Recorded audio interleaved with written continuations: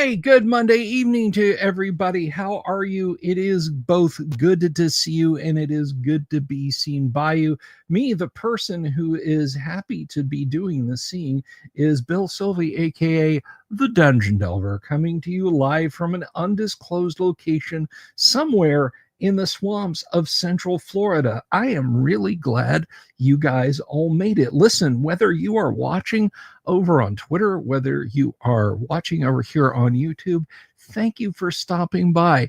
And you know what? If you're watching over on Twitter, say hi, because I don't hear from my Twitter folks nearly often enough, and I hope you guys are all good and that your evening is going just as well as anyone else. Let me ask you a favor.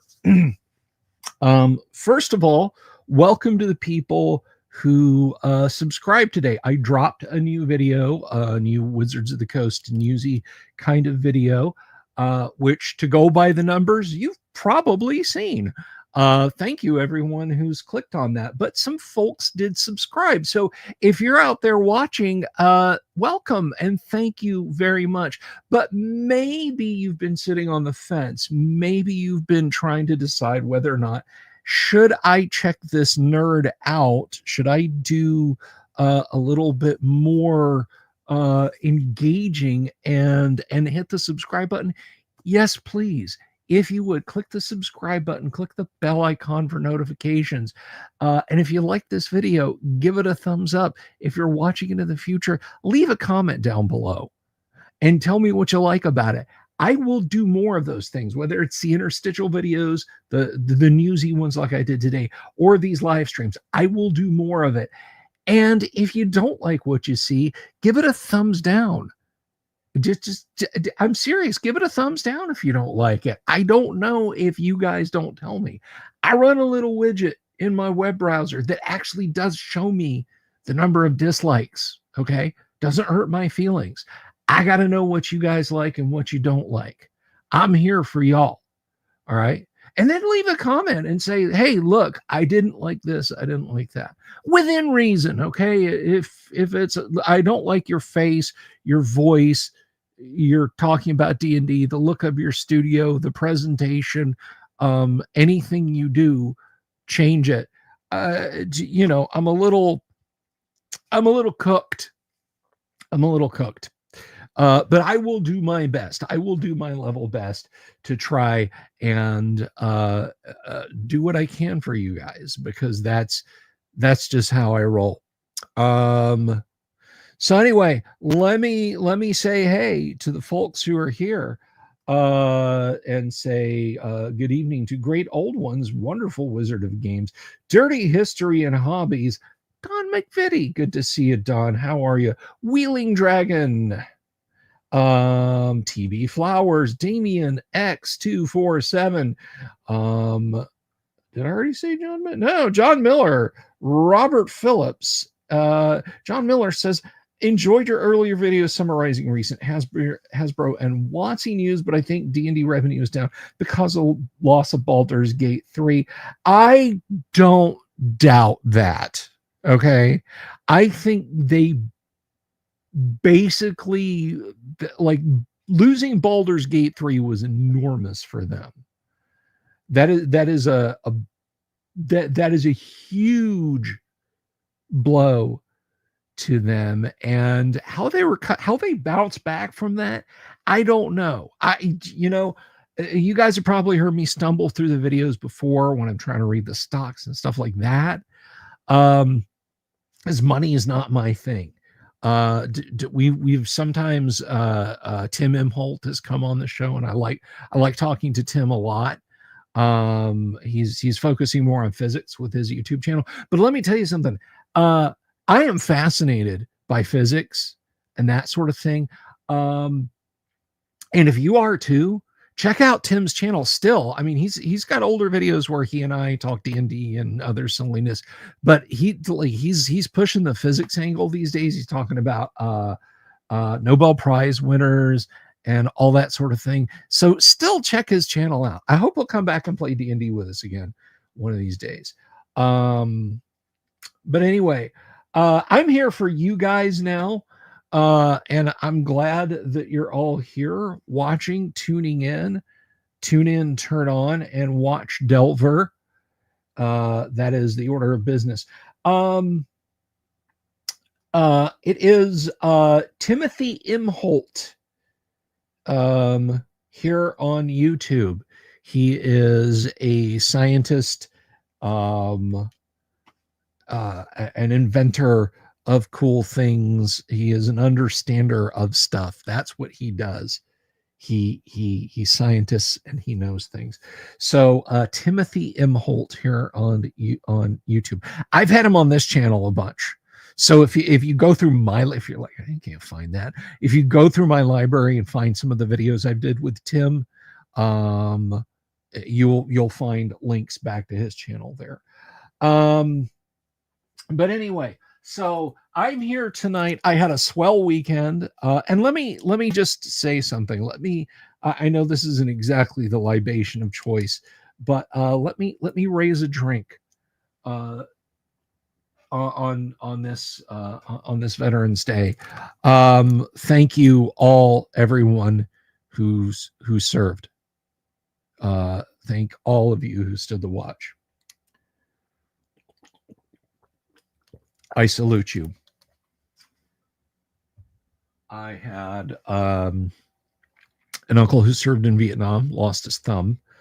I had an uncle who served in Korea. Well, he was in the United States Navy during the Korean conflict, and the ship that he was on shelled North Korean positions. My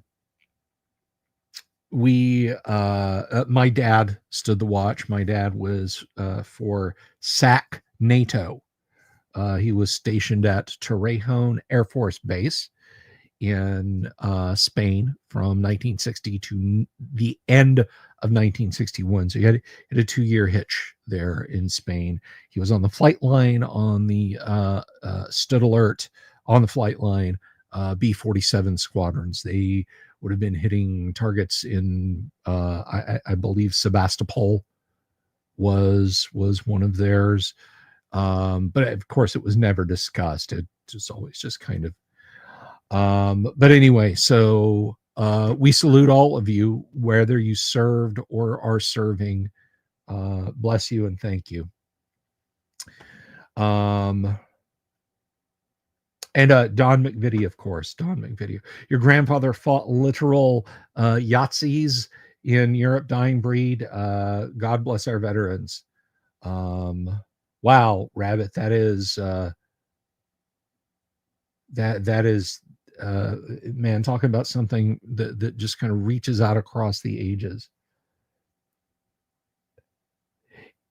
So Wheeling Dragons, your grandfather would D-Day. I almost forgot my great uncle Don. There's no comma there. My great Don, my great uncle, served with Patton's army in North Africa.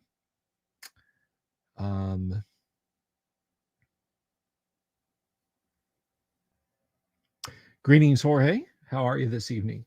So let's let's all salute and let's all remember those who have defended us.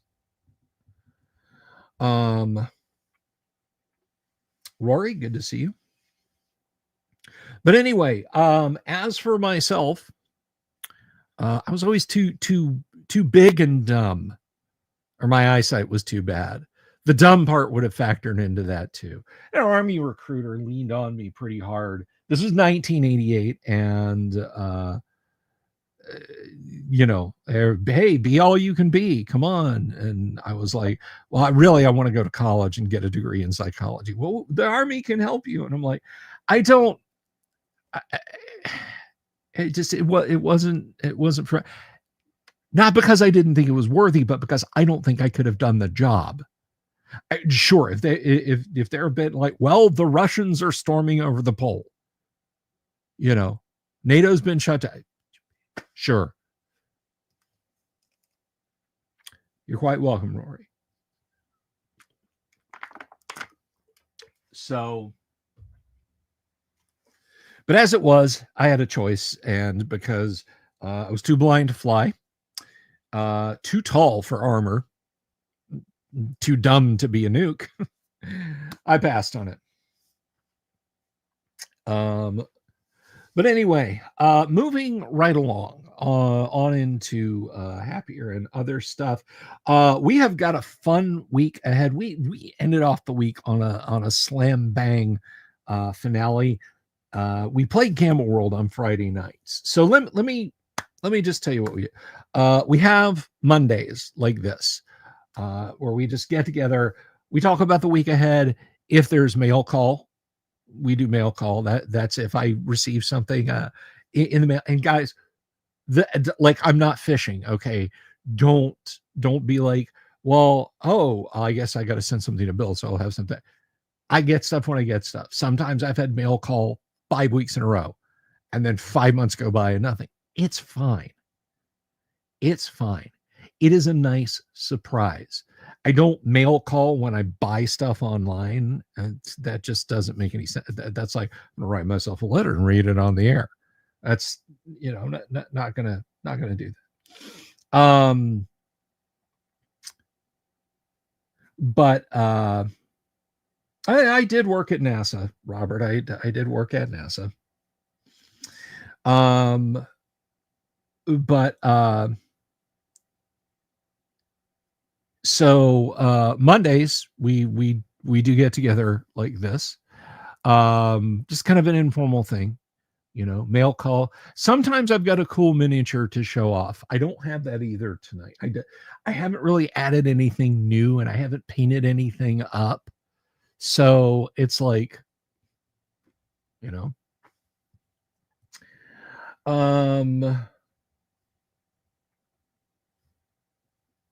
I did not. I did not hear about that wonderful Wizard Games. I think that's very cool. But so that's Mondays, and then I got a game usually at 10 o'clock on Monday nights. We're not doing it tonight. 5 of 10 people will not be at the virtual table tonight. Okay, so we're running the Giants series. So let me tell you this: if you've never played in or run G1, Steadying the Hill Giant Chief, G2, Glacial Rift of the Frost Giant Jarl, or G3, Hall of the Fire Giant King, guys, they're brutal. All right, it's big throwdowns. And to put this in Doom terms, it's like, here you go. Here's a map, ample weapons, but it's all Barons of Hell. It's just all Barons, with the occasional cyber demon. Okay, so that's the way it is. Yes, Rabbit. Most of my gamers are out on the West Coast or in the Midwest, so it's not a late start for them. But anyway, so that's what the G series is like. It can be very brutal, and 5 players is plenty to play AD&D. It's even plenty to play against the Giants, but that's me running 5 characters and then the 3 NPCs. So that's me running 8. And then if they go in a room and there's like 7 or 8 giants, that's 16 sets of die rolls I got to be doing while 5 players twiddle their thumbs. Basically 5 people stuck in a Discord call listening to me play D&D against myself for 10 minutes at a stretch, 15 minutes at a stretch. Well, not 50. I don't think it would take 15 minutes to finish a combat round, but you guys get what I'm saying. And then they get to play. And then I get to play a huge chunk. And it would just, it would just, it's not cromulent. Okay. So I'm not playing AD&D tonight. Tomorrow night on the show, we are playing AD&D. Live stream on the show, AD&D for you guys, for your entertainment. And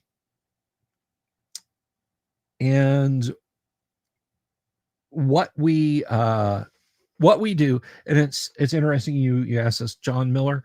What we do is, I run an AD&D game. A lot of the times we have miniatures. I have cameras out there on the tabletop. We have Dwarven Forge set up, and the players play the scenario for a couple of hours. Here's the thing. I know a lot of you guys may think, well, if I wanted to watch Critical Role, I'd watch Critical Role. If I wanted to watch Dimension 20, I'd watch Dimension 20. We don't play it just like as something set in amber. If you guys are watching and you have a question why we're doing something, how we're doing something, maybe you've never seen it done that way, but you're an AD&D veteran. Maybe you've never seen it done that way because you never played AD&D, and you want to learn it. Whatever the reason you have a question for, I want you to ask it and I will answer it. Not just in the live chat. If it's not too disruptive and I can get it out in just a moment, just a breath, just take a breath in the action, I will answer your question. If I don't catch your question, or maybe I just don't know the answer, somebody in my audience might answer it for you, or one of my players might, or they might tell me, hey, Bill, Wheeling Dragon has a question about why you're adding this, or why that does this, or why that. It's not a passive thing. I want you guys to watch and learn. I want you to embrace it and have as much fun as you can without actually rolling the dice. I want you guys to do that. It's not just a passive thing. All right. It's not like Price is Right or Jeopardy or Wheel of Fortune where you blurt out your answer and it doesn't matter. What you say matters to me in the chat.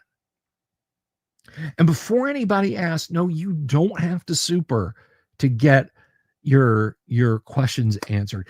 If you've got a suggestion in a game that's particularly wacky and you're really desperate to see it implemented, yeah, I'm probably going to ask you to super for that. But by and large, just feel free to ask questions, guys.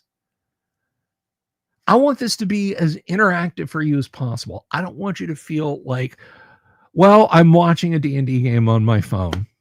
This is dull. This is boring.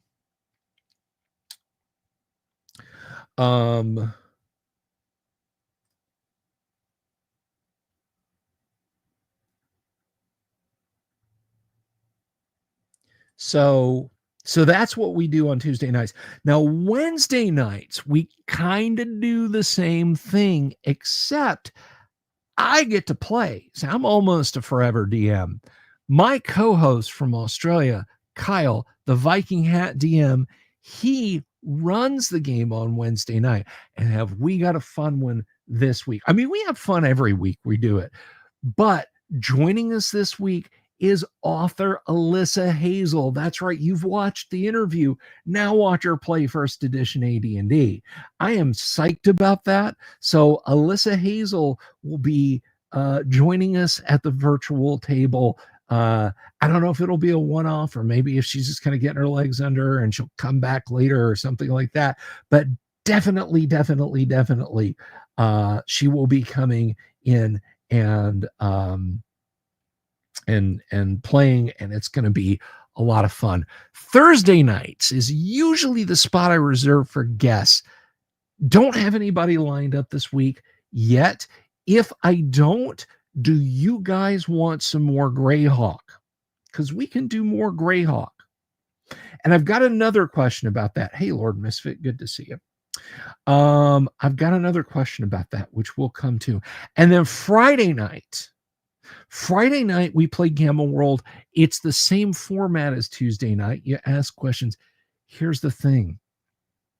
Friday night starts a new chapter of Gamma World. Because it was a near TPK and Doomsword Deathmaster wants to retire probably sane. So we're launching a new campaign set in classic Gamma World. I'm excited about it. I hope you guys want to tune in and watch that. And that's our week, guys. That's what we've got coming up this week. I'm excited about it. I hope you're excited about it. I think it's going to be the best thing possible that you can watch. And honestly, it will be Emmy Award winning, and I will win for all of the categories.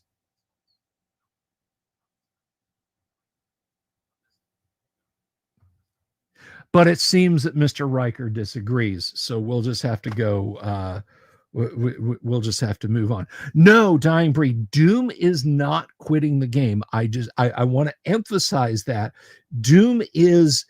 He's going to keep playing. He is retiring his PC. Okay, probably sane, is going to walk the earth. He watched all of his boon companions wiped out. So he rolled up a new PC. He sent me the stats. It's a good one. I'm not going to spoil it for you guys. But he will, yeah, he has a healthy glow. Well, I will tell you guys, he actually, he didn't die both times. He did not die to radiation. But both times he picked up a mutation. So he would have had 2 mutations. So tune in on Friday to see what his new PC is like, where they start. I'm thinking we're probably going to run Albuquerque Starport, because that's just a banger of a fun little module that you got with the Gamma World Game Master screen. Does anyone else in the chat? John Miller. Actually, I don't think he's here right now unless he's lurking. But do please check out D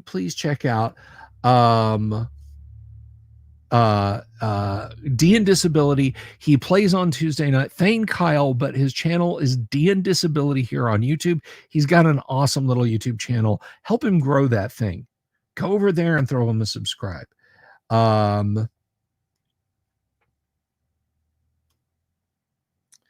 And now I believe Dying Breed, are you thinking of starting one? I know that Wheeling Dragon had been kicking that idea around too. FMCS Recon, hello, good to see you.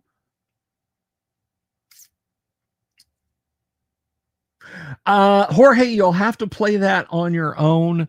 If I play it on the channel, I will get a copyright ding from YouTube, and we don't want that. We don't want that. So anyway, there were some questions that came through. Robert Phillips, this is not D&D related, but I'm going to address it anyway. There was a Commodore 65 computer in 1990, strange and rare computer. Yes. So let me tell you about this. First of all, original models with box regularly go for about $10,000. Commodore made about 500 of them. All of them in various states, because they were going to send them to internal and external developers. The Commodore C65 was basically the Apple II GS of Commodore 64s. It had an 8 megahertz Western Digital 65C18 processor in it. 16 bits internally, still had an 8-bit wide data bus. But you could whack up to 4 megabytes of RAM into it. Guys, in 1988, 89, when that thing was being designed, that was still a good amount of RAM. The reality is Commodore wanted, in 1990, when the wall fell, or 89 really, A whole new market opened up for Commodore. Making C64s cost them pennies. Poland and the newly united Germany were huge markets to flood with Commodore 64s, and they did, which you would think would have made them incredibly successful, and then they would have continued to boom. But the world was rapidly changing on the PC front. It was rapidly changing on the PC front. The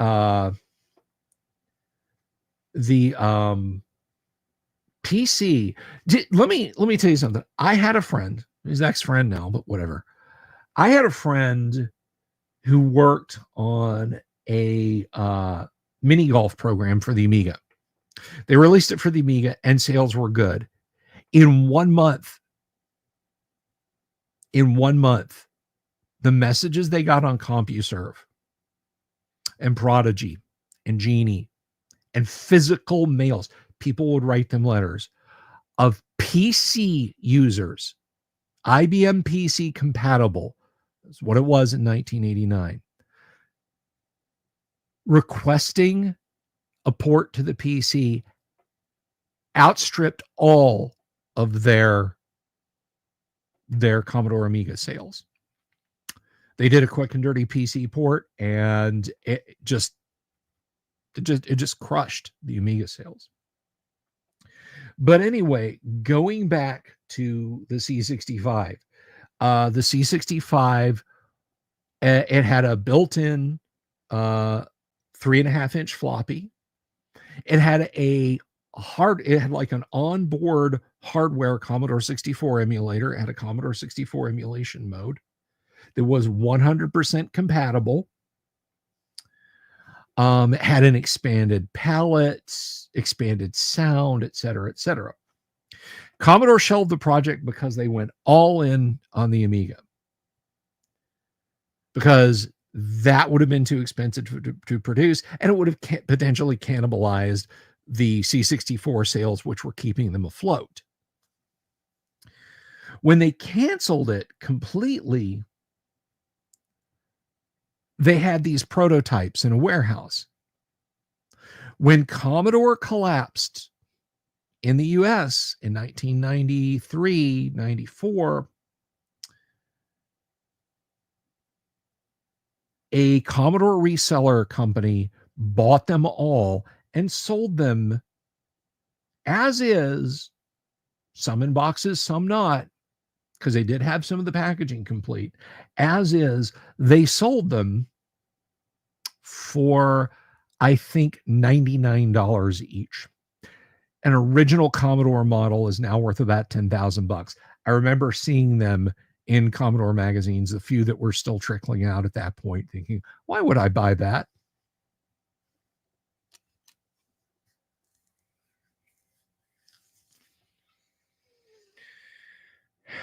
If you really, really want one, I think there's a fairly complete emulation, because nice people have dumped the ROMs and the custom chips, so you can emulate it if you're so inclined.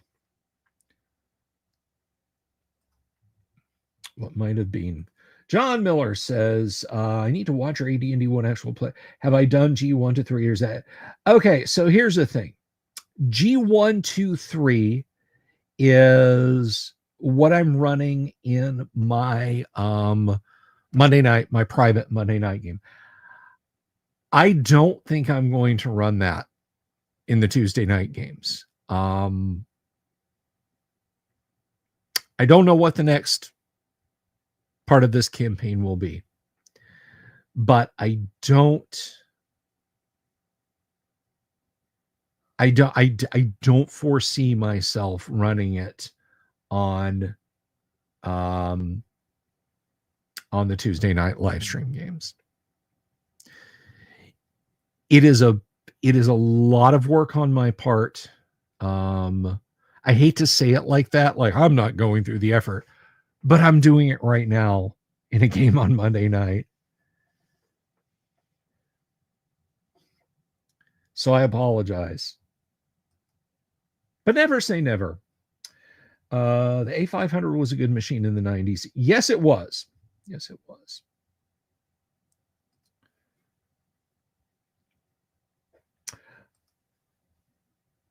Wonderful Wizard of Games asks, what are my thoughts on Ravenloft's lesser-known sequel, House of Griffin Hill? I have only ever played a little bit of Ravenloft as a player all the way back in the 90s, probably 92, maybe even before then. No. It would have been 89. So I only played it for a limited amount of time.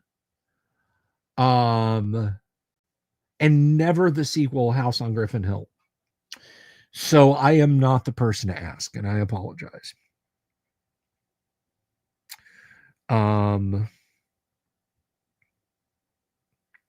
James Seymour, what is the current PC death count? In the Monday night game, it's not that bad, actually. This group has kept it together, and they're high enough level that there's a lot of raised dead. They've had a Rod of Resurrection for a while that's had a few charges on it. So they've lost. Notably, one character, he literally, like, he was leaving the game. He was leaving the game and wanted his PC to expire heroically. So he did. The group then attacked, not then, but at some point the group had attacked a green dragon's lair, and everybody savors the dragon's breath or perish because of the chlorine breath of the dragon. I mean, it's damage, but you know what I'm saying. And yeah, it was I think 44 hit points. There were fair amounts of casualties. Raised Ed worked until it didn't. That character did not come back. But by and large, the casualty count has been kept low. Tuesday night, it's been a bloodbath. It's been an absolute slaughterhouse.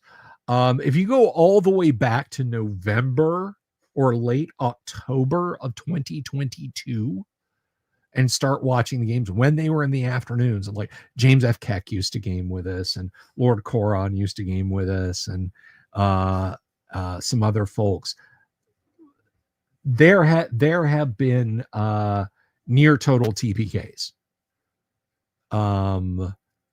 The party that currently plays on, there are no original characters who went into this dungeon.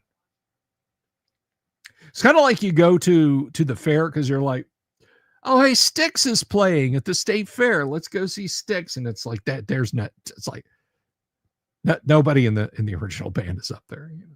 Hey, Bad Company's playing down at the Civic Center. Let's go see Bad Company.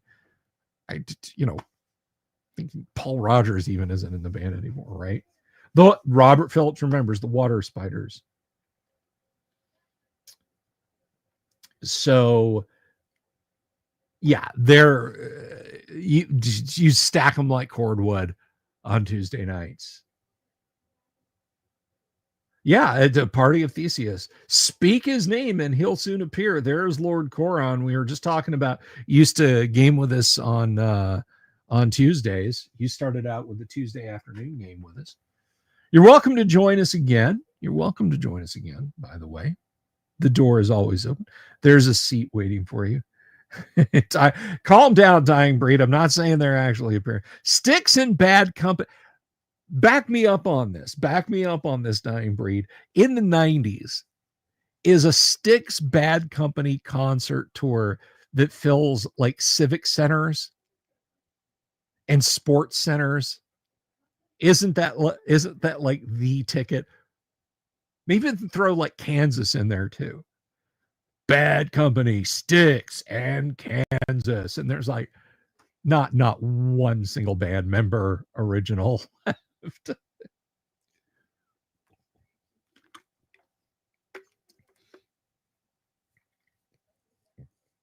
I saw Guns N' Roses, and I've talked about this before. We're not going to wind up talking about concerts. I saw Guns N' Roses here in Orlando, and I didn't enjoy it. Like I was not a huge Guns N' Roses fan. I think I have like 8 songs of theirs on my phone's music library. Welcome to the Jungle, of course. You Could Be Mine, One in a Million. Gosh, what else? November Rain, Estranged. But that's it. But that's it. That is. Am I okay? So Lord Misfit asked me an important question. Am I going to run A4? And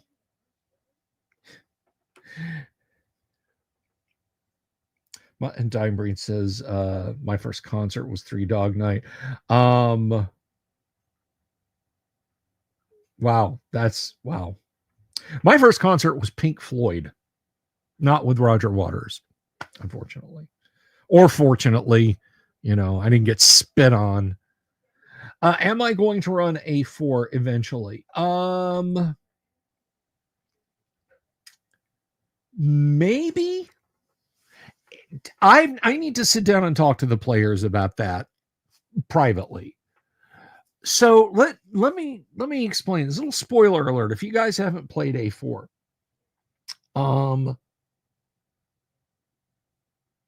there is a conceit in A3 that has to take place before you play A4.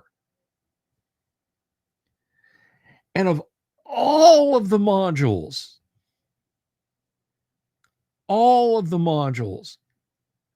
in the great legendarum of first edition AD&D that I consider great modules. Now, a lot of people are like, oh, what about the Sentinel? And what about this? And what about that? I'm glad if you like them. I'm glad if you had fun with them.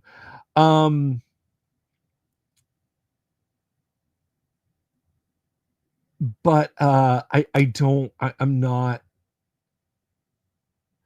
like, I think for me, the great AD&D modules, and I'm not going to bend the rules to include B2. Okay. The great AD&D modules are T1, A1 through A4, G1, G2, G3, D1, D2, D3, Q1, C1, C2, S1, S2, S3, S4, WG5, WG6.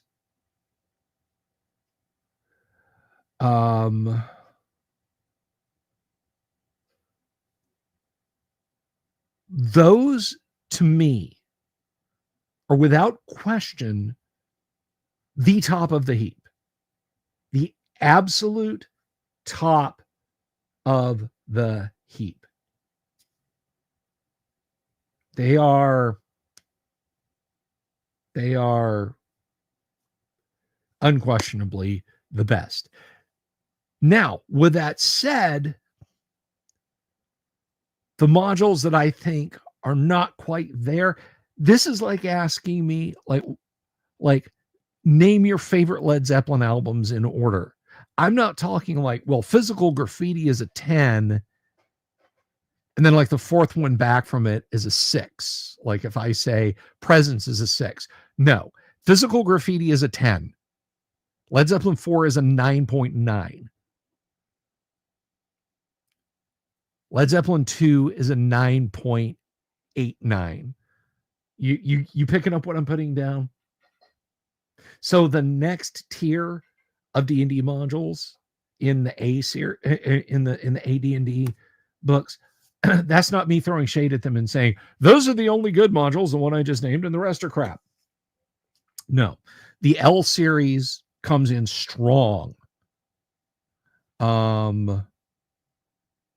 N1 against Cult of the Reptile God has a problem with it that you need to fix, but it still comes in strong. The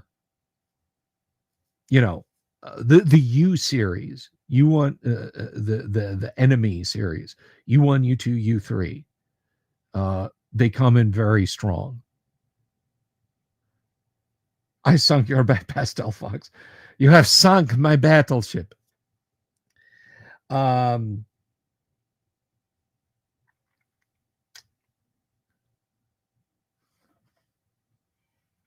going to pin that because I'm going to come back to it. Wonderful Wizard Games. So I don't hate the modules that I didn't list. Now, I think there are modules that are, I don't like them. They're well designed and people love them, so I guess I can't complain. The entire run of Dragonlance modules to me is just like, oh, just like watching paint dry. Desert of Desolation, it just does nothing for me.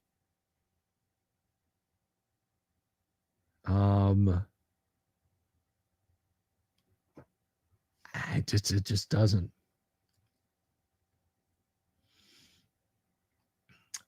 Anyway, let me go back and answer your question now about A4. There's a conceit. There is a conceit in A4. And the conceit is that your characters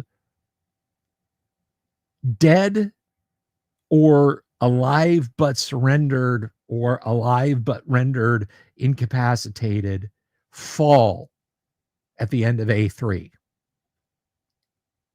This is the one thing, the one time you will ever hear this leave my mouth in reference to Dungeons and Dragons. Have a talk with your players first and find out if they're okay with that. And here's why. Here's why. Players will often, as bad as that fight can be, it may leave bruised feelings. And players might quit your campaign. They might leave. They might say, well, screw it, I don't want to play D&D now. Let's just play something else. Talk to them about what's coming. Tell them there's a chance. And if they want to play A4, to just roll with it. That's the one time in any context in Dungeons and Dragons that I will say, talk to your players first and see how they feel about this. In other words, get their consent.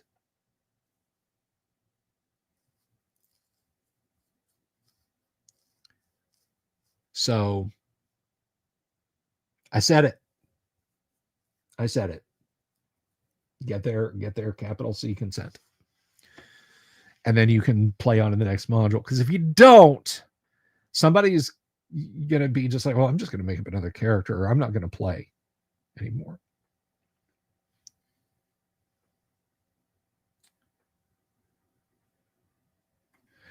Anyway,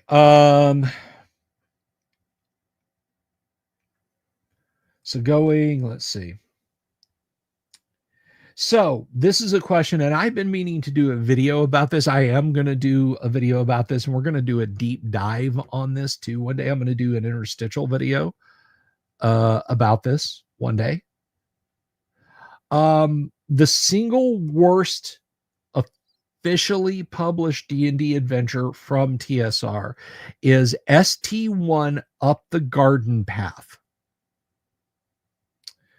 It is a module so badly written that Graham Morris, who wrote it, when he found out that the unsold modules had not all been pulped and that like 50 or 100 had survived, he was disappointed. He didn't want them to exist anymore. So let me tell you a little bit about ST1 Up the Garden Path. It is entirely unobtainium. Go out and find a PDF of it somewhere. I am telling you, go find a PDF of ST1 Up the Garden Path, download it, read it, be horrified, delete it. ST1 Up the Garden Path. First of all, you should know about the background. In depressed areas of Britain, small towns in Britain, villages, in the early 1980s, the Thatcher government, don't come at me with political talk. We're not here to do that. The Thatcher government said, we're going to do town and village renewal. We're going to encourage people to turn muddy lots behind their houses back into gardens, town squares that are just muddy lots. We're going to do proper English style gardens and parks again. And they would provide funds for this kind of urban renewal, little town urban renewal. And they would encourage small businesses to come out and have booths, make it a fun day out. When they reopened these parks and you wanted to show off your gardens and so on, and the green spaces, and I think on paper it's an entirely cool thing. They said, let's just make it a day out. You know, bring a cart of books out if you're a bookseller. You're a bakery, bring some of your baked wares out. Very English, right?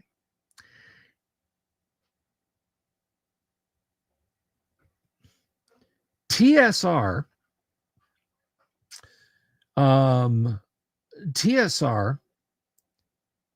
said, we want to sponsor this. We want to have a booth. And we'll even make an adventure. Now, I'm sure some Thatcher government official knew about as much about Dungeons and Dragons as, well, the mayor in a small town in, say, Nebraska would have.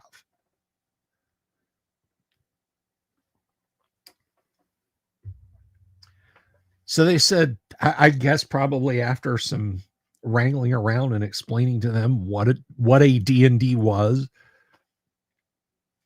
they said, fine, you can do it. However, you have to include the theme in it. It has to lean into the theme, has to make people want to be part of the theme. So the dungeon map was basically the map for this town, for this town's park and garden area. And it was bad. It's not good, guys. It is, it's not good. Hello, Charles Miller. I'm sorry the sound cut out for you on X. I apologize. But hello to you anyway.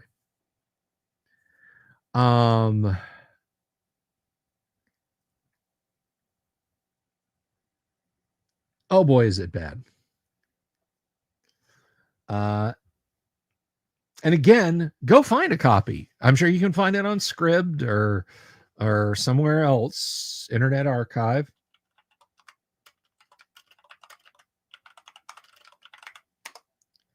ST1 Up the Garden Path. I encourage you to download it. It is entirely unobtainium.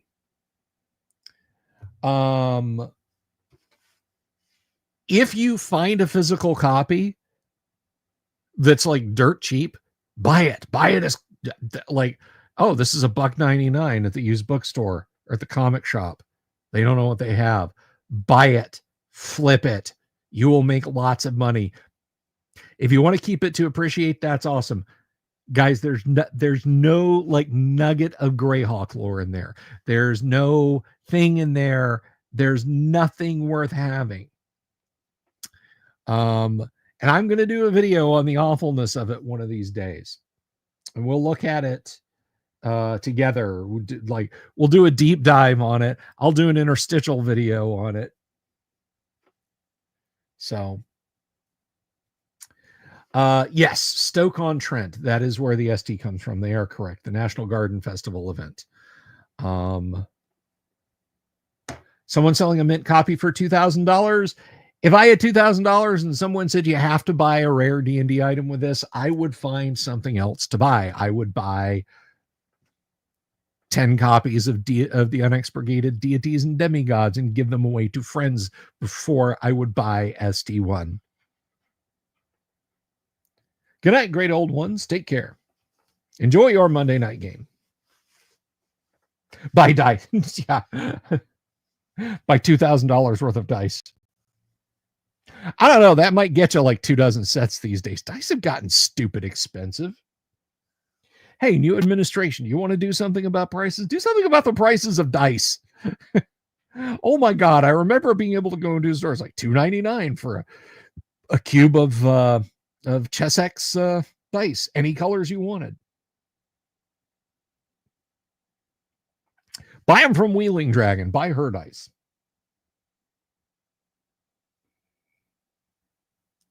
Rory, that was the worst D's nuts attempt.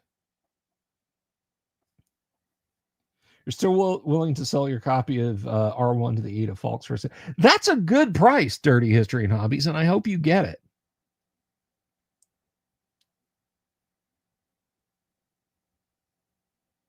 Oh, that's neat. That's neat, Recon. Very cool. Share pictures of that on the Discord when you get that together.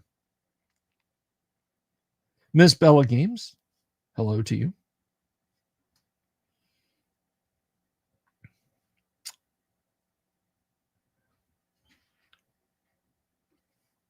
But anyway, that is the worst D&D module ever. Now, if you're talking about, okay, so I think we need a little bit of context. There are worse, like, you can go and get this module, like you can, buy a PDF of it, and physical print copies won't cost you the price of a good used car. The Forest Oracle. The Forest Oracle is one. It's in the N series. Because the manuscript was started by someone and laid down and picked up by someone else, and they literally started in the middle of a paragraph that wasn't finished, and like NPCs disappear and are never mentioned again in the module. It's supposed to be a bad one.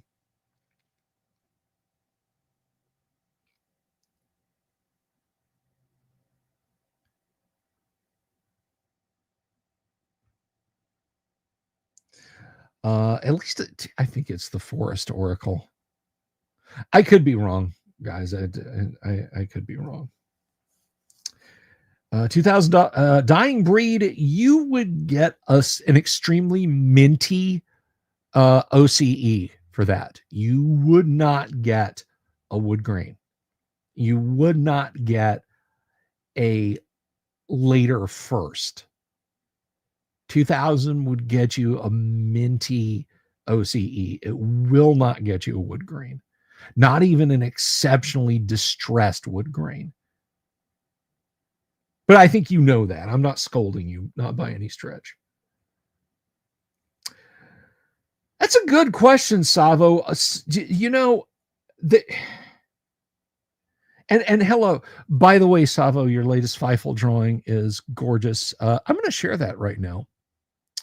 La la la la la. Gonna share the new Feifel because I love it. Let's see, go to media. A lot of people have have asked me like, oh, you should, or told, not asked me, they've told me like, oh, you got to try Birthright, try Birthright, try Birthright. And I'm like, I've never really like looked that deeply into it.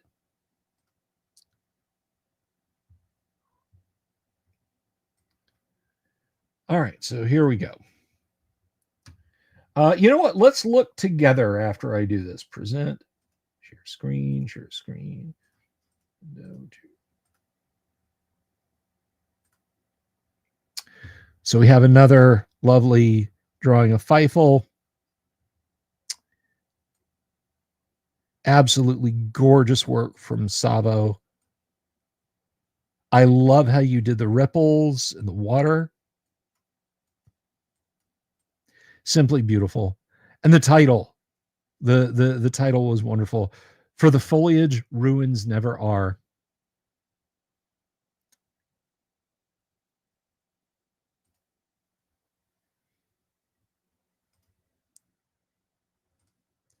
I quite like it. Thank you for sharing that with us. Let's see. Let's see.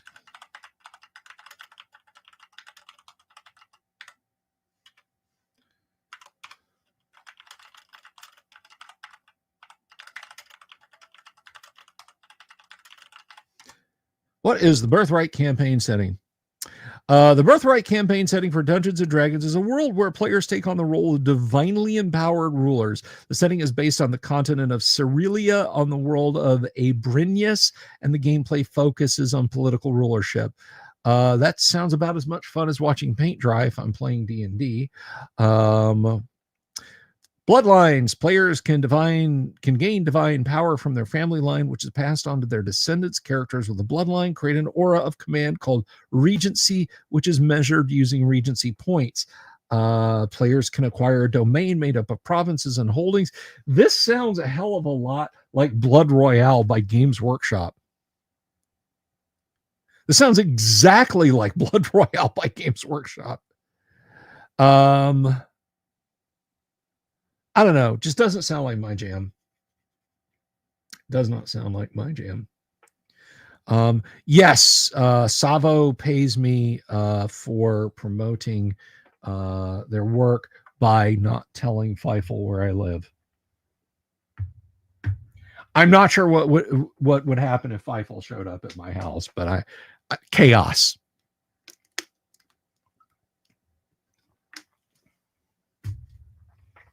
But anyway.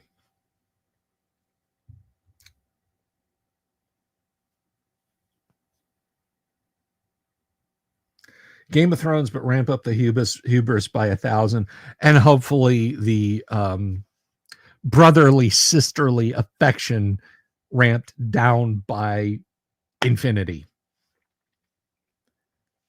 Although these days, who can tell?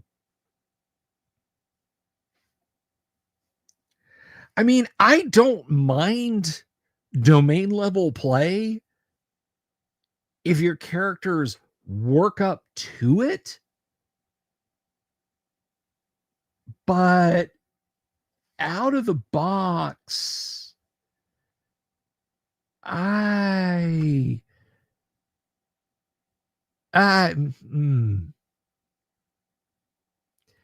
of the box, I just, if I want that kind of game again, I'm gonna drag 5 friends into a Blood Royale game. Rule by fiat, it's the only way to go. The problem is, if you rule by fiat, you won't be going for long because it's a fiat. Anyway. I mean, I don't mind the concept. I want to get there. I don't want to start there. You know what I'm saying? To me, that's like saying, you know, I know we all have mixed feelings about Disney. Just put yourself in a sense of wonderment for a moment. That's like saying the best part about Disney is when you leave on the monorail. and you've got all you've got all your tchotchkes and all the memories of doing it. Not when you get there and you're having the fun. It's really no. Rule with a mailed fist. Well, where are you going to mail it to? Dungeon Crawl and Tavern Brawl, north of the Rockies, cut from the same cloth as me. I love it. I love it. So anyway, yeah, that's Birthright, and that doesn't really sound like my cup of tea. I know people. There's a guy on Dragon's Foot is over the like. Bless his pointy little head. You could start a campaign. You could start talking about Greyhawk, this, that, and the other, and he was like, "Have you thought about running Greyhawk, but with Birthright?" Like, no. Hey, old Grognard. Happy Veterans and Remembrance Day to you too, sir. Yes, thank you all for your service.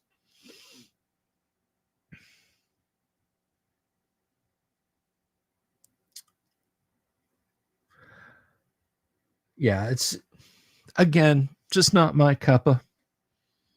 Somebody's cooking something out in the house and it smells delicious. So,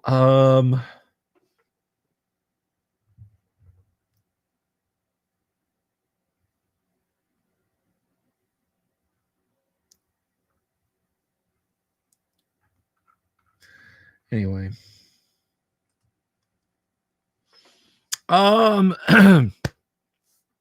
So what other question do you guys have?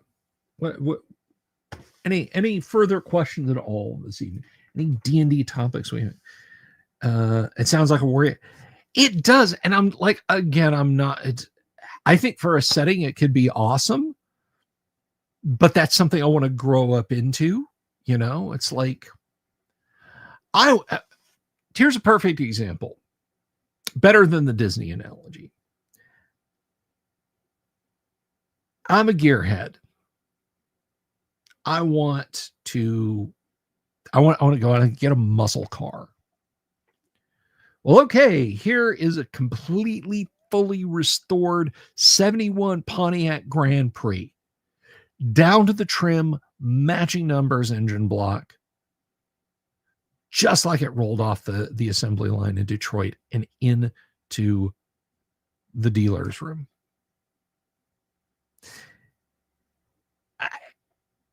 I would prefer to build it myself from the wheels up.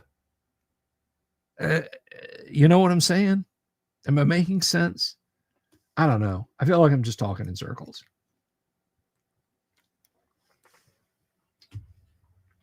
But while I have everyone's undivided attention, have I looked over Bard Games Arcanum? No, I have not. I have not, James Seymour. We have, guys, we're rounding the corner. Like, you hear that noise off and up to the left? That's the holidays. We have Thanksgiving coming up, and we have Christmas after that. It's getting here quick. It's getting here with a quickness. I don't think that I'm going to be doing much live streaming in December. So here's what December is going to be, basically. Assuming, yes, I do, Robert Phillips. I do. It needs a new battery, and it needs a lot of TLC with the suspension. Anyway, where was I? Right, getting back. So December, there's going to be 5 live streams in December. There's going to be Christmas Dice Advent calendar short videos every day until the 24th.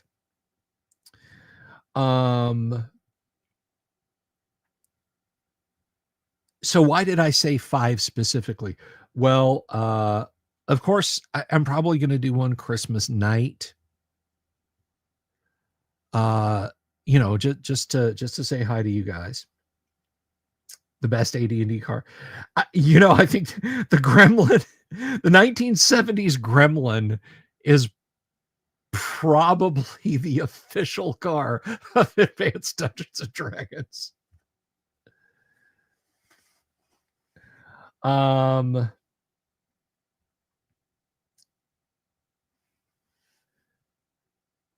But the other 4, I'm going to announce this now.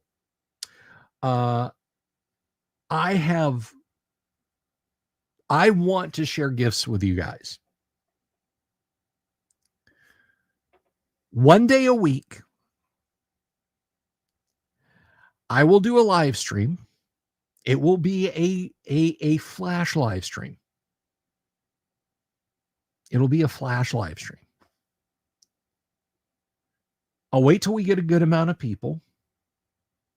And then either with one of those Google spinner things where I put your names in, or we just knock together a list. Every week in December, we're going to have a Christmas gift drawing. I have a couple of them. I haven't decided on the others.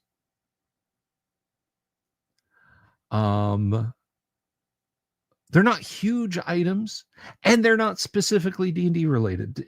They're not like, yeah, here's a PDF for you. There you go. No, I have physical, tangible toys for you guys. And I will. Oh my God, Michael Dale, thank you so much. Hey, more gifts for the kitty, the pool, not the actual cat. Thank you, Michael Dale. I really appreciate that, brother. Thank you so much. Thank you for the super chat. That is lovely. Thank you. Thank you. Thank you. That's really sweet of you, dude. That's really decent. So basically, yeah, I'll spin the wheel, or we'll roll the dice. And if you win, I shall send it to you. We're going to do that this year. But, and this is the thing, you have to be present in the live chat. You have to be present in the live chat. Don't tell me tonight, oh, I'm going to be there. So, you just go ahead and put my name down. I'll be there. You have to be there, and you have to say, I want my name in the hat, or on the wheel, or on the dice chart.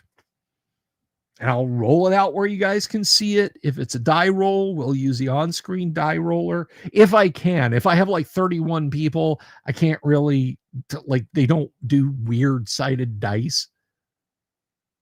But I'll like use a dice roller and screenshot what I'm doing with a dice roller.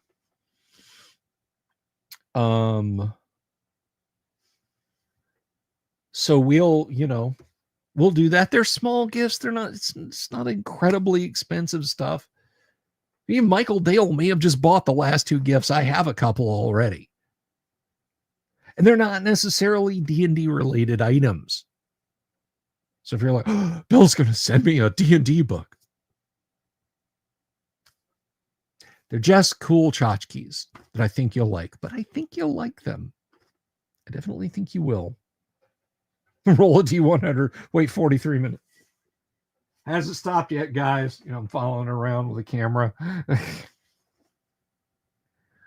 I am honing in on the person that I'm going to give the library of first edition AD&D to.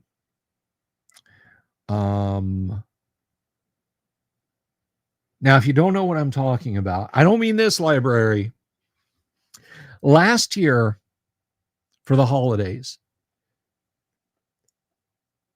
dear friends of mine gave me a stack of AD&D books.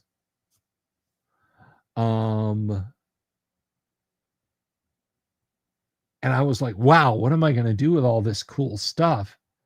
Ha, now I've got even more. And then my father-in-law had a first edition AD&D Dungeon Master's Guide, which I didn't know he had, of mine, and he gave it back to me. I guess I loaned it to him years ago.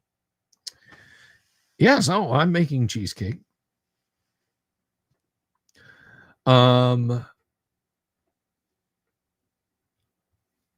I could sell it, but 2023 was kind of a rough year. But you guys did so much wonderful for me. So much wonderful for me and my wife. And you still do. You're an incredible audience. And so I thought, there's got to be somebody out there who wants to play first edition AD&D. Maybe it's not, well, let me continue on. They want to play first edition AD&D. They don't have the means to get the PDFs. Forget physical books.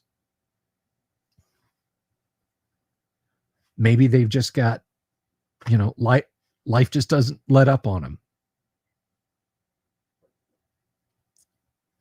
For whatever reason, they don't have it. Maybe they lost their stuff in a fire or a flood. I cannot tell you the number of people who said, I'm slowly rebuilding my AD&D collection. My collection I'd had since the 1980s was in my basement and it was flooded. Guys, don't keep valuable books in your basements if you live in basement country. Just don't do it.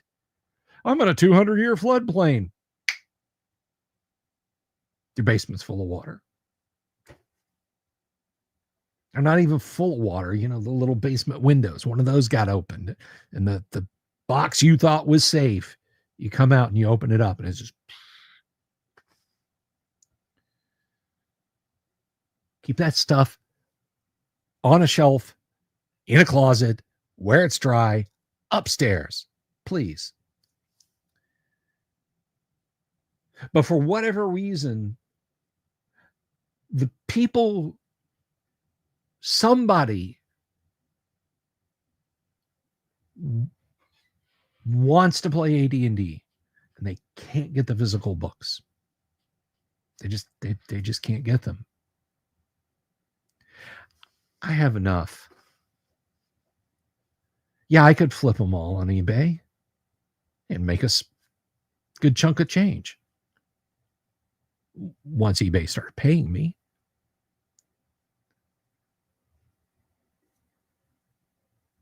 But I got given great gifts in 2023. 2024, I'm giving back to you guys. So I've asked for people to let me know if you know someone that, and maybe it is you. Maybe it is somebody who's watching this right now. You're out on your uppers. But the first week of December, I will make my decision. I'm not going to dox that person. I'm not going to say it was John Smith, everybody. John Smith. You know him as Captain John in the chat. I'm not going to do that. They don't even necessarily have to be somebody that's in the chat, right? If you know somebody and like the last thing in the world they want to do is sit and watch some fat aging nerd with thinning gray hair back in a ponytail talk at a camera for 2 hours a night, but they're in that straits, they love D&D, and they, I passed a homeless guy the other day. I said, no, it wasn't the other day. It was a while ago. Well, it was another day. It wasn't today. He was up in front of a discount store. I was going in. I had a D&D shirt on. It was the Errol Otis, the basic D&D shirt. The guy says, hey, man, I used to play that game. That game's really cool. I was like, yeah, hell yeah, man. There's a guy. This is before any of that happened. And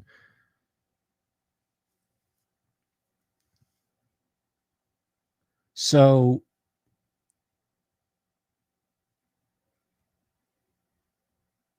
I, you know, and I got to admit the criterion for what constitutes somebody who can't get the stuff, you know,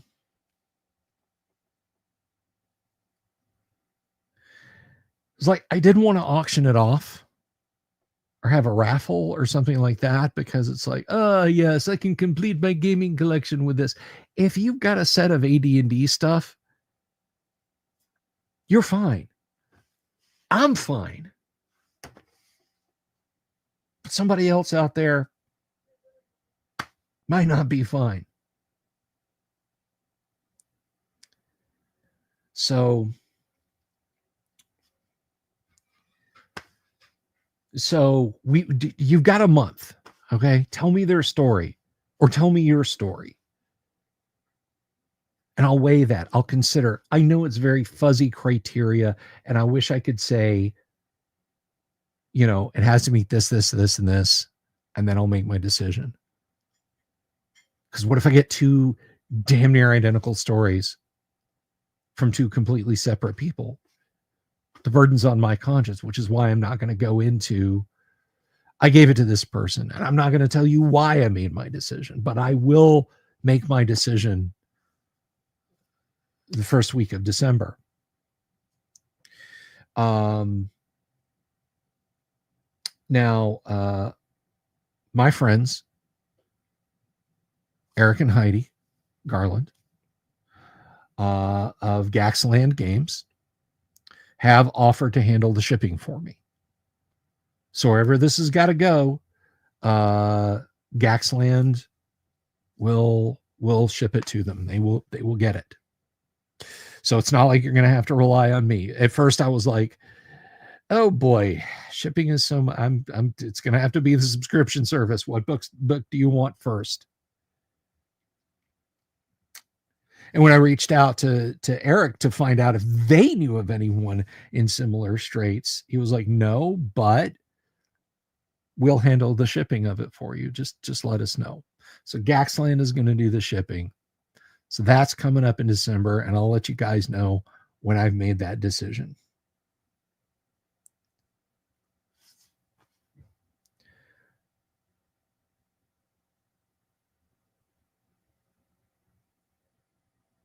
Well, thank you, Robert. Thank you. I just, so many people have been so wonderful. You guys have supported this channel. People just stroll in or like, here's $50 in your guitar case, man.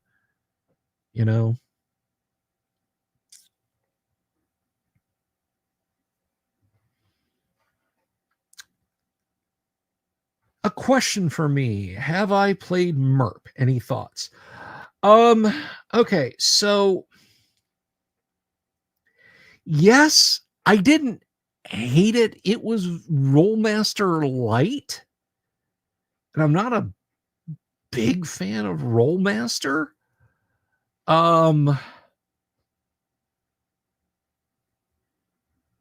It's not like, it's not my game of choice. I will say this. I read a lot of the supplements. Corsairs of Umbar. Gosh, what were some others? Moria, Rivendell and Environs.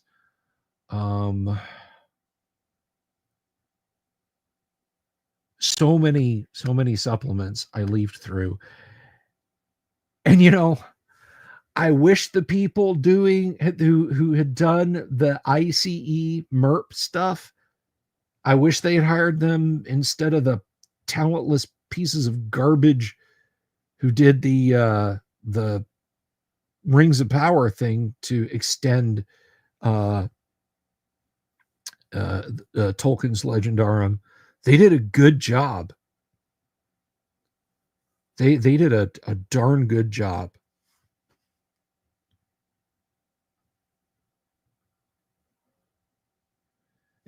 I'm okay. Wheeling Dragon, I guess. I don't know. I don't know.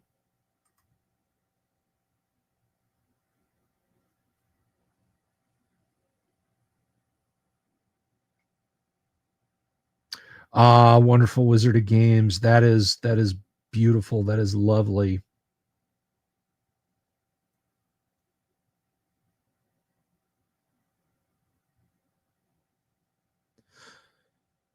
Rory says, I'm still waiting to see The Search for Gollum. We'll see if it's any good.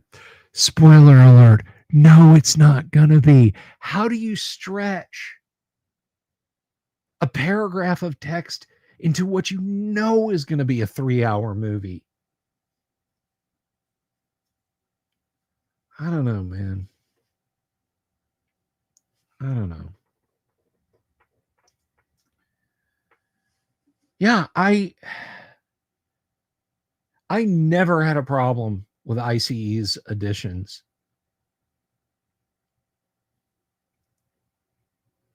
I do think they had a tendency to want to put to want to make the world a more populous place than it was. Middle Earth really was a howling wilderness. Holland is just devoid. A plague wiped out everyone in Holland. There shouldn't be the occasional village you run into in Holland.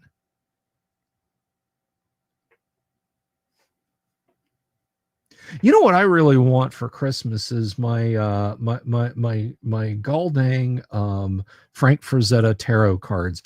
Now, before two things, before anybody comes at me about saying tarot cards, they're just lovely cards. Okay, all right. Second of all, like the Ouija board, tarot cards were made up like a couple hundred years. There's no magical power in them, so don't at me like Bill's getting an actual witchcraft. It's not. But I backed the Kickstarter for the Frank Frazetta tarot deck, primarily because it comes with a book that has the illustrations that, like, it's an art book that comes with a tarot deck. That is my look at it. I love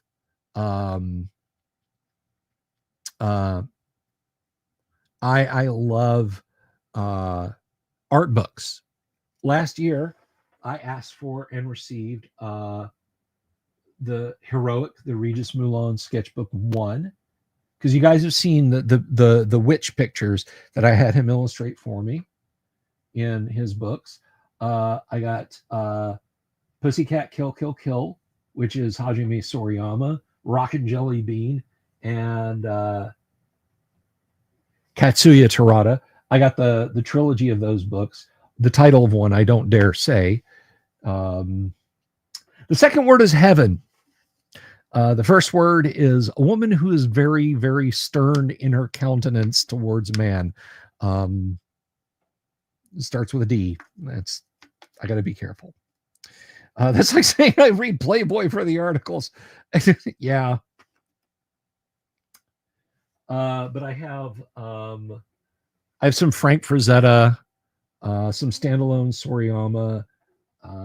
I have Boris Vallejo, of course. I have some Vallejo books.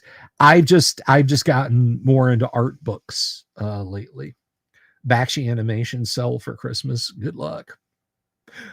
I will tell you, there was a comic book shop near us that, and it wasn't expensive. They had a single cell from Heavy Metal. It was Harry Canyon leaning in to the mirror before he started his shave. Just like one cell. It wasn't expensive, but also this was 1990 that they had it for sale.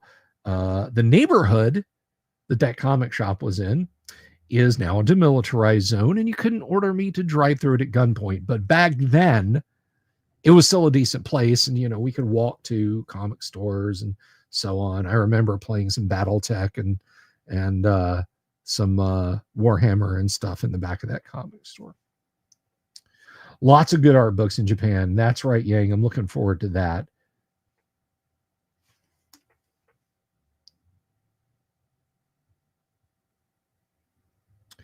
John Miller, RPG collection, mostly versions of D&D and AD&D, especially OD&D and 1E, kind of embarrassing. Hard to find players for other games, though. I don't think it's embarrassing to play to play OD&D or AD&D.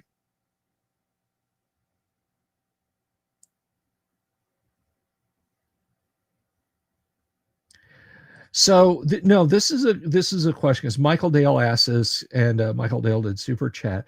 Have I asked either for the Zeta girls if they'd come on and we can fawn over them and their dad's work? So I am mutuals with one of them on Twitter. I have just flat out said, "Hey, would you please come and be on the live stream?" She has never blocked me, muted me, or left me on read or anything. Just has never replied that she would do that, and that's a shame. Like when we talk, like when the hurricane rolled through, or when we talk about matters affecting Florida, she and I will conversate about that a lot. But I don't know that she would want to do that, and I don't want to like push her.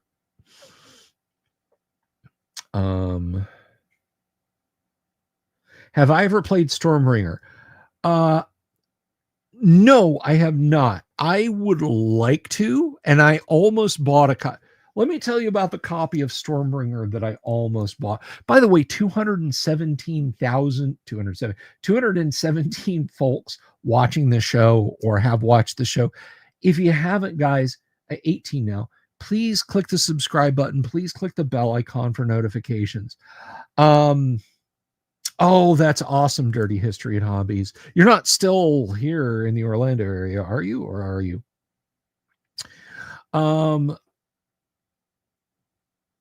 But no, the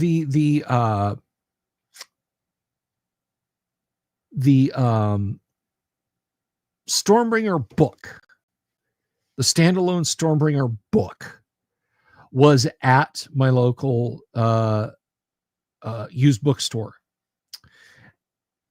And the guy who runs this store, when it comes to tabletop RPG materials and a lot of his books, he goes straight to eBay, finds the most expensive one, and then prices accordingly. So like he just had a standard Orange Spine Dungeon Master's guide that he wanted $65 for. Back when most were going for 28 to 30 on eBay. I'm sure if he still had it now, he'd probably want 75, 80, 100, 120 bucks for it. Because it was in good shape. But oh, neat, Dirty History. Many dollars spent at Enterprise. It's now literally called FLGS. It moved from Corinne Drive to East 50, where it changed its name to Sci-Fi City. There was a chain of sci-fi cities, one in Atlanta, the one here in Orlando, one in the Carolinas, one in New Jersey. And then they kind of collapsed, and it was just the one in the Carolinas and the one in Orlando. I don't know what happened to it then, but the store really shrank, and then they moved it across the parking lot to a much smaller standalone store. And now they've just named it FLGS. But anyway, so I went to I went there, and I had seen it, and they wanted like 35 bucks for it. I thought that was a pretty good price. So I said, "Hey, can I see the Elric book?" And the guy is super hyper picky about shrink wrap stuff on the shelves, which I actually kind of get, because this has happened to me, like putting shrink wrapped comics back into bags and the tape gets caught. Oh, that is the worst feeling in the world. New tape, old tape, and then it's just spend forever. Have a great night, Rob Turner. Thank you for stopping by. So I said, "Hey, can I see the Elric, the Stormbringer RPG book?" Sure.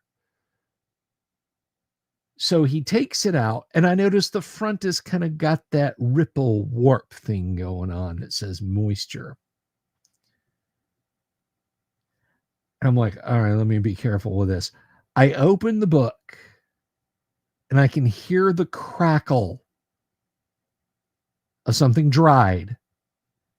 And literally, as soon as dried urea contacts my skin, my thumb is actually starting to swell up. It's just a sympathetic reaction. That's nuts. My hand starts to itch.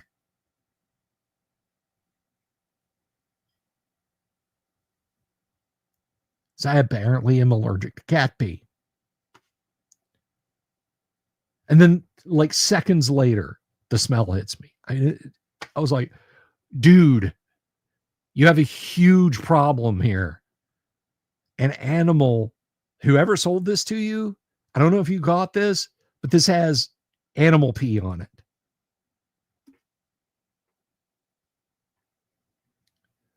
So, yeah. I get courting Warhammer groups because that's going to make you a little bit of money. That's going to be somewhat profitable. But hey, these are my pay pigs and I care more about them. That's dumb. That's the surly local game store. Yeah, I would call that mindset. Looking at the 5-year stretch on Hasbro prices, I don't know. I'm going to say something that may shock you guys. I want them to be successful enough to continue to be able to cater to us.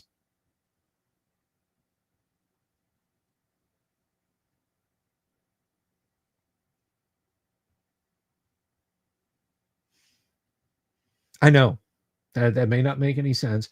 I want them to continue to be successful enough to be able to cater to us. I talked about this today.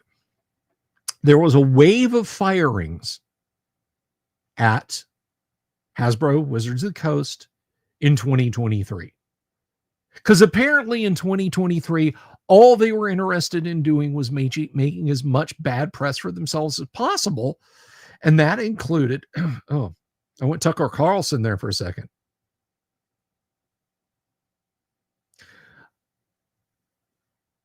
They did that as hard as they could. And in doing so, they really, really, really alienated their fans a lot.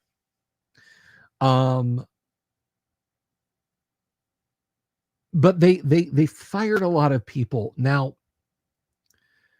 what they've talked about is focusing on their profitability core to cut through the corporate BS. To cut through the corporate BS. They want a segment of D&D that makes them the most money possible. And I'm here to tell you something. As much as an evangelist for AD&D as I am, and I will tell you, you want the AD&D books, don't buy used off eBay unless you're a crazy rich person and you don't care about getting books that smell like mildew, in questionable condition. Just get reprints. Just go buy the high quality reprints. If everyone listening to my show, everyone new listening to my show, watching my videos did that, they wouldn't notice. They wouldn't notice. I have an audience of 6,400 people. Let's be honest, a few hundred active.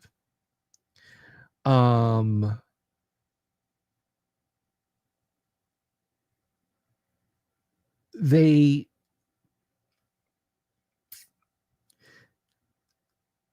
They won't even feel that. It's like plinking at a battleship with a BB gun. You're not even going to scratch the paint.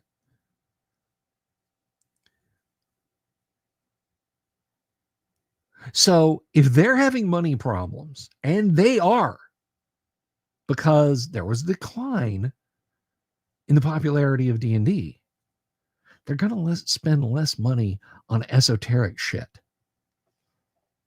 like maintaining first edition AD&D, keeping us grognards happy. They may look at the cost of doing business with classic D&D products other than mining them for ideas and just decide it's not worth it. And I don't want that. I don't want to tell people, hoist the pirate flag. I don't want to tell people, go on eBay and spend $400 a book. I want people to be able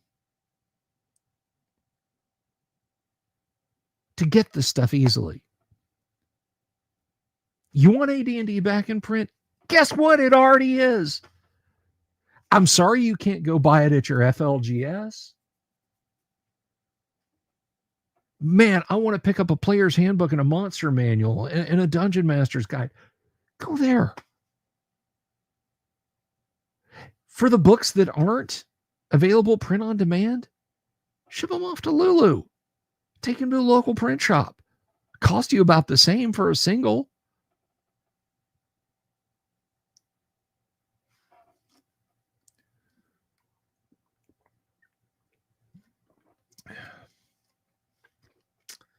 Hasbro will never sell the D&D brand.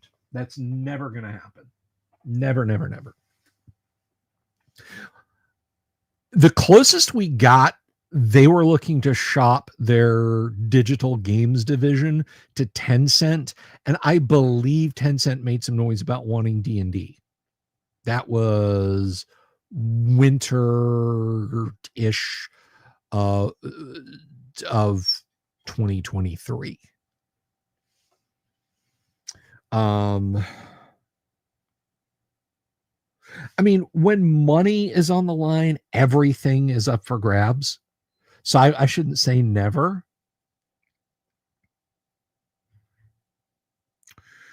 Were they keeping grognards happy before? I was happy that the out-of-print D&D stuff was available again. I don't want that to go away. I don't want that to go away.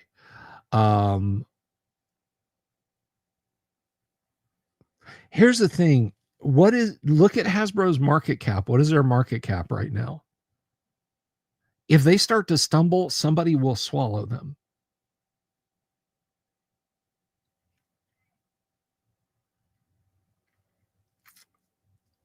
And I'm just clinking rocks together, guys.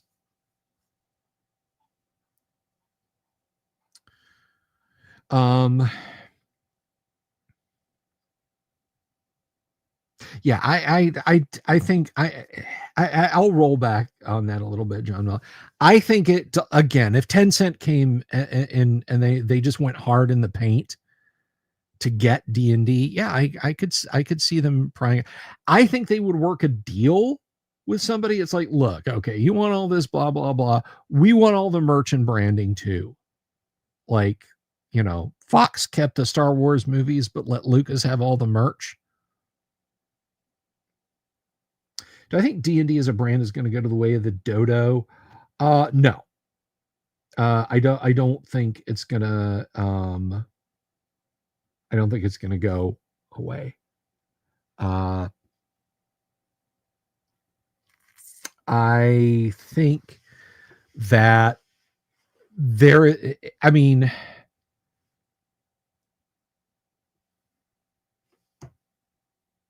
somebody would do something with it, right? I mean, hey, you can still buy Stratego. You can still buy Tinker Toys. G.I. Joe. You know, there's another Hasbro for you. Love to see McFarlane-esque D&D toys. And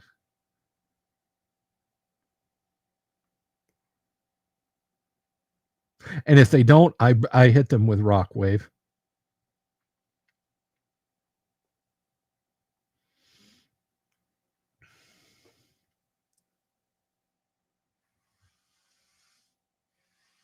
So, I mean, I pretty much scraped thin all of my financial guru wizardry knowledge, guys. I don't really know. I want some rogue sculptor to do like Otherworld Miniatures is, may they rest in peace, with the demon idol. I want an Efreet. I want a resin Efreet. I don't want that bastardized thing that they released through was it WizKids or no, not McFarlane. So somebody did like a Efreet statue like that. It was like $400. I made fun of it in a video.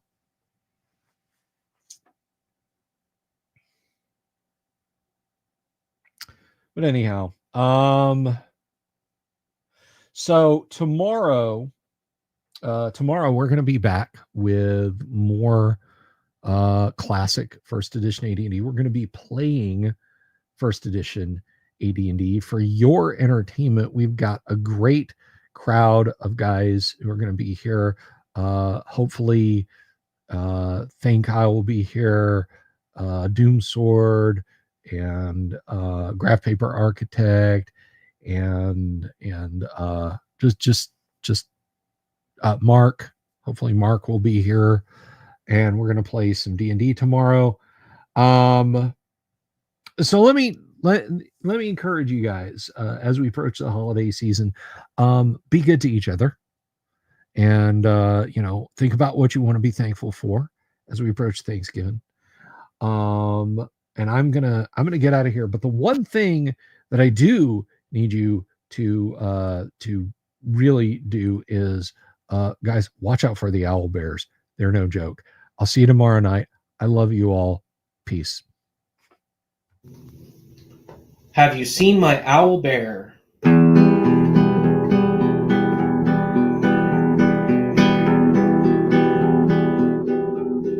Here's to all the weirdos everywhere in the woods and in the air. Have you seen my owl bear? Should I shave off all my hair? Bobs are all around. Some live in tunnels underground. Some are fat, some are rich, some are sleeping in a ditch.